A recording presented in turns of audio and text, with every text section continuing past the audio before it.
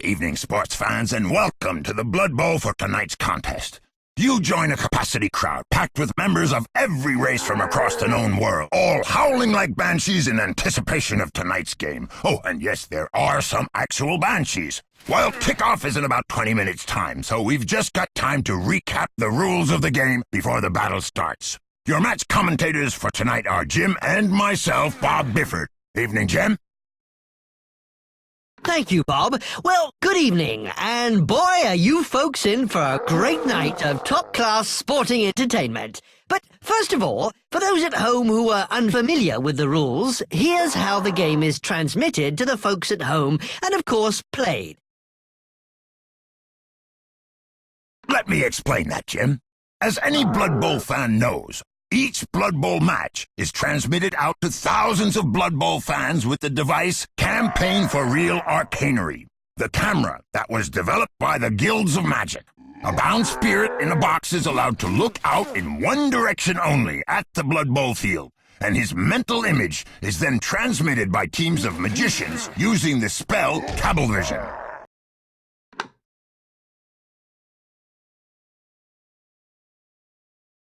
And nowadays, we've got a lot of cameras, Bob. Since transmitting Blood Bowl matches became a huge success, a lot more broadcasting guilds emerged on the market, such as NBC, Necromancer's Broadcasting Circle, Channel 7, the CBS, Crystal Ball Service, to name a few. But since ABC... Association of Broadcasting Conjurers. Yes, thank you, Bob. Since the ABC won the franchise in 2486, when it was renewed for the 30th time, they have exclusive broadcasting rights nowadays.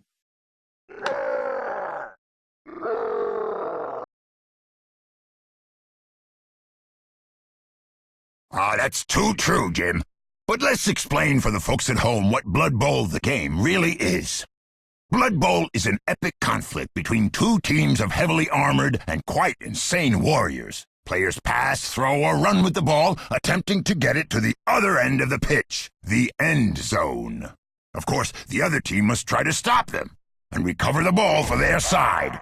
If a team gets the ball over the line into the opponent's end zone, it's called a touchdown. The team that scores the most touchdowns by the end of the match wins the game and are declared Blood Bowl champions. How do they do it? It's like this, Bob. Two teams set up 11 players on the pitch. 11 is the sacred number of Nuffle, as any hardcore Blood Bowl fan would know. Today we're going to watch the Gouged Eye against the Reichland Reavers. This is yet another grudge match between the two teams. And it seems the teams are entering the pitch now. Shall we get started, Jim? The coin is flipped high in the air, and the brave goblin referee announced that the Reichland Reavers will be receiving this half. Right, let's get started. As any coach will tell you, Bob, a team's starting formation is vitally important. Here we can see an example of the Gouged Eye famous 5-4-2, or Deep Defense Formation. This formation is used by the Eye against fast-moving or agile teams like Skaven or Elves, some would argue with limited success. You said it, Jim. Notice how the Gouged Eye has made sure that there are no gaps in their line for opposing players to run through.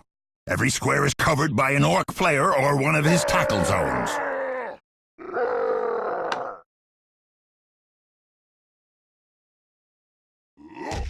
That's absolutely right, Bob. Each square around a player is a tackle zone. And it looks like, as an added insurance, the Orcs have kept two players back deep, close to their own end zone, so they can catch any enemy players lucky enough to dodge their way through the Orc front line. Jim, let's not forget that a team can only field 2 players in each wide zone, and they always have to field a minimum of 3 players on the halfway line, which coaches refer to as the line of scrimmage. Okay, Bob, it seems like Reichland Reavers have set up their offensive lineup and that the Gouged Eye are ready to kick the ball. It sure does, Jim. When both teams have finished their setup, the coach of the kicking team places the ball in any square in the opponent's half of the pitch. That's right, Bob. He can even place it in their end zone if he likes. After placing the ball, it will scatter in random direction though, only up to a maximum of 7 squares in any of the 8 possible directions. Those kicks are sure inaccurate, Jim. That's why coaches sometimes prefer to field a player with the kick skill, since it will cut the number of possible squares the ball will scatter by half. But more on those skills later. That's right, Bob. The kick skill sure is useful, because if the ball bounces off the pitch or into the kicking team's half, the receiving team is awarded a touchback and can give the ball to any player in their team. There goes the little referee with his bone whistle. It's time to rumble!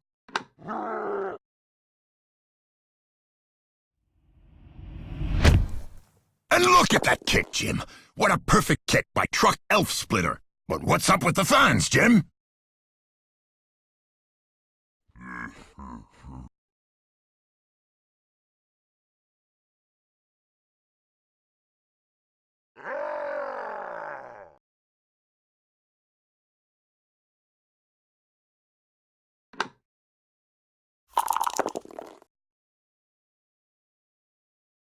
As you know, Bob, all kinds of things can happen during a Blood Bowl match. A team may make an inspired play, or raucous fans might throw a rock at one of the opposing team's players, or even invade the pitch. Coaches refer to them as kick-off events. There are lots of different outcomes. In this case, the cheering fans seem to have gone wild with anticipation. Right, Jim. Keep an eye on those fans. It seems Reichland Reavers got inspired by their fans cheering and got an extra re-roll in this half. No doubt their cheerleaders got the crowd going. Equally important is their assistant coaches and fame, fan factor, during the kickoff events. And that extra team re-roll sure is handy for the Reavers, Bob.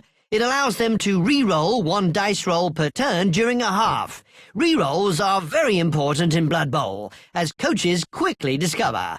There are 2 types of re-rolls, team re-rolls and player re-rolls. In either case, a re-roll allows you to re-roll all the dice that produced any one result.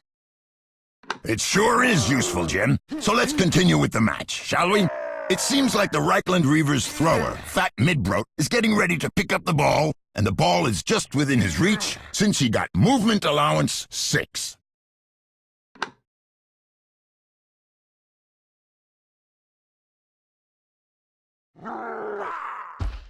Oh, take a look at that, Bob. He almost failed to pick up the ball. Luckily enough for the Reavers, Fat Midbrot has the sure hand skill, which allowed him to re-roll the pickup roll, and he made it on the second attempt.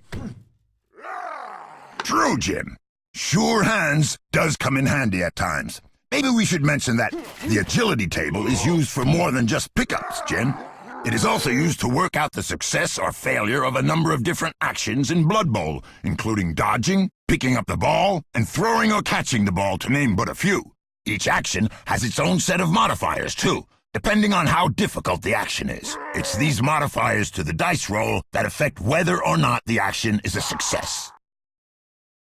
That's right, Bob. This all might sound complicated, but it's really easy to understand it all after a few games. For those that wish to broaden their wisdom about Blood Bowl, I recommend taking a look at the official Blood Bowl rulebook.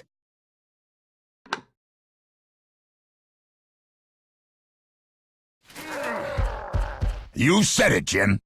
But look at that. He's not done. He's about to throw a short pass to Griff Oberwald. That's a risky play so early in the turn, Bob. Usually, coaches try to perform the easier actions first during their turn, because if anyone fails an action, it's the end of their turn. In this case, it's fairly safe, since Fat Midbrot also has the pass skill, which allows him to re-roll a failed result. Still a risky play, Jim, since the thrower has agility of 3, which means that he must roll a 4 or more to be on target. No modifiers apply to the D6 roll because he is not in any tackle zones, and the modifier for short pass is +0.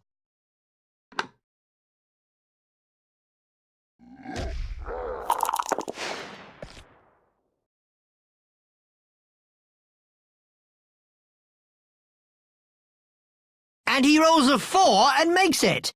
and Griff Oberwald reaches for the ball and rolls a 2. He catches the ball. What an amazing play so early in the game, Bob. For those that wish to view the agility table for passing the ball and catching the ball, we refer yet again to the Blood Bowl rulebook.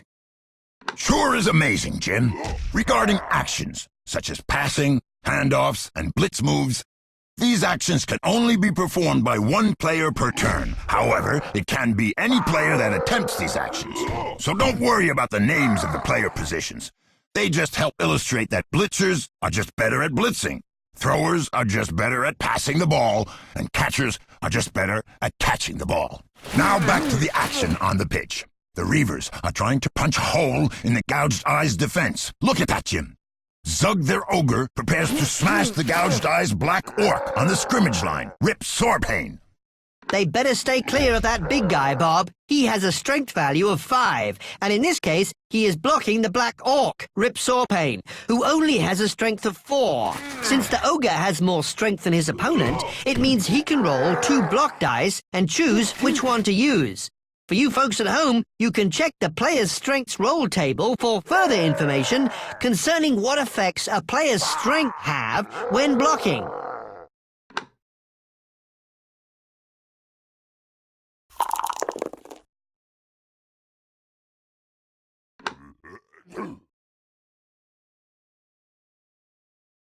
And look at that, Jim. He rolls defender down, and the defender stumbles. He uses the defender down result to push Rip Sorpain back a square and knock him flat on his back in the mud. And whenever a player hits the ground, you make an armor roll to see if his armor protects him from injury. Lucky for that black orc, he's got some heavy armor on him, Bob. Oh, wait! It looks like Zug managed to break the black orc's armor and has caused a knockout result on the injury roll. That's because Zug has the extremely powerful Mighty Blow skill, which adds +1 to your armor roll. The Reavers fans go wild! After all, it's called Blood Bowl! And brutality on the pitch? We like that, Jim. Seems like the Reavers smashed up an opening, too. Look at Jean-Paul Musen. The Reavers catcher is running right through their defense. I smell a touchdown soon, Jim. Not so fast, Bob. He still needs to make a dodge roll to bypass the Gouged Eye's solid defense.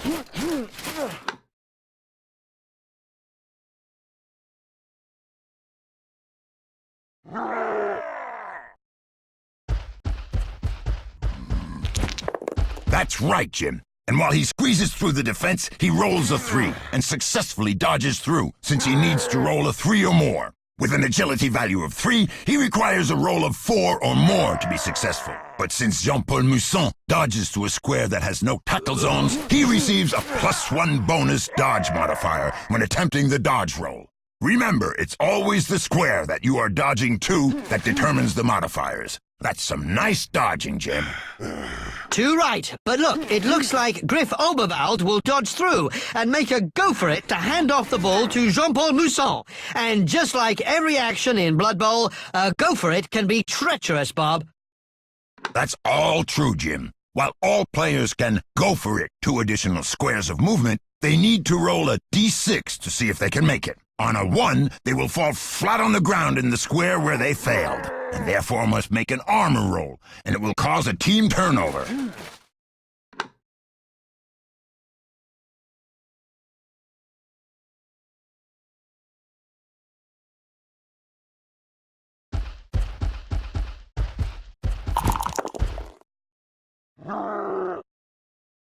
Some high-quality play there, Bob.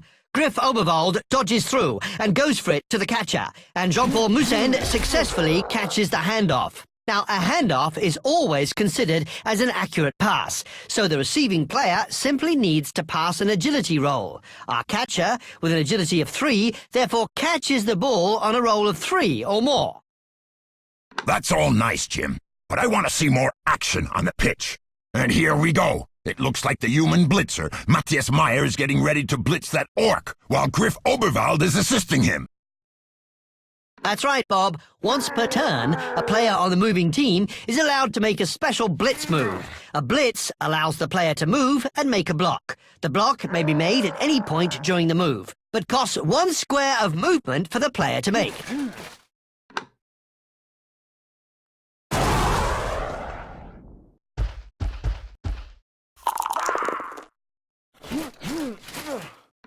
That's one tough blitzer, Jim.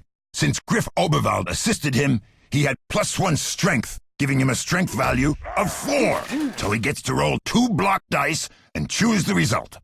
Fortunately, he has rolled both down twice. But fortunately, Matthias Meyer has the block skill, which allows him to ignore the both down result. But since poor old Truck Elf Splitter does not have the block skill, he goes down. What a blitz he made, Jim.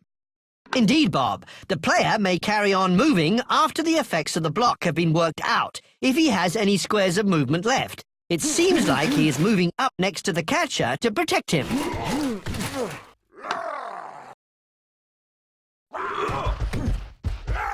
But look, Jim, what is Peter Von Gullet trying to do? It looks like he'll fall over and cause a turnover. Normally, a turn only ends when all the players in the team have performed an action. However, certain events cause the turn to end before all the players have taken an action.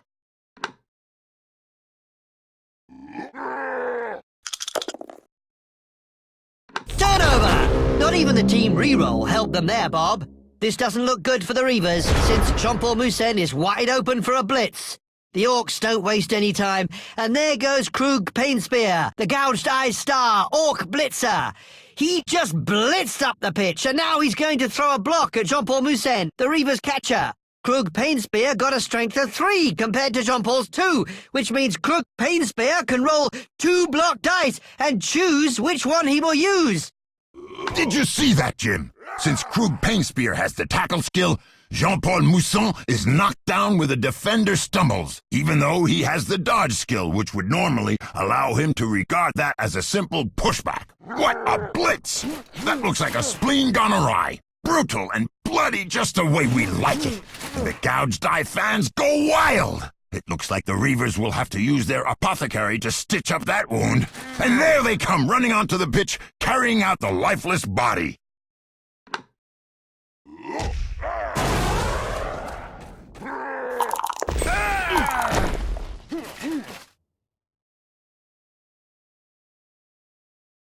That's assuming the apothecary can mend him, Bob. The apothecary allows a re-roll of any injury, and you could choose the new result. And now the Reavers don't have an apothecary for the rest of the game, so you can only use them once. It was worth it, though. He was for sure brought back from the dead. However, he is out for the rest of this drive. This will be hard for the Reavers to grab that ball back, especially since Cannonball Benny is within reach of the ball. Bob, I'm not so sure about that. He might be a good thrower when it comes to throwing it downfield, but it looks like Cannonball Benny is about to attempt a risky pass to Varag Gaulchua, and Griff Oberwald is in a great position to make an interception attempt. Can't he see him?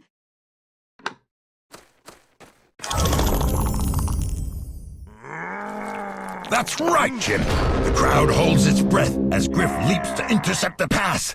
He needs an agility roll of 3 or more. However, a player making an interception attempt suffers a -2 modifier, which means that Griff will need a score of 5 or 6 to catch the ball.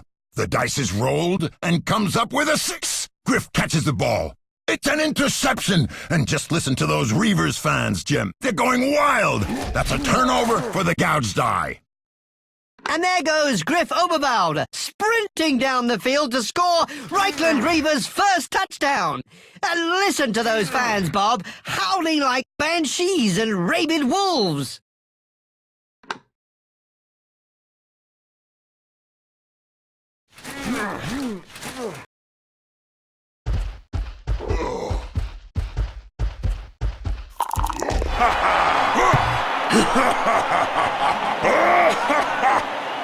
What a touchdown, Jim! Did you see that? Amazing! But the game is far from over. This is just warming up. 6 turns remain of the first half, and then we got a full second half with 8 more turns before this game is over.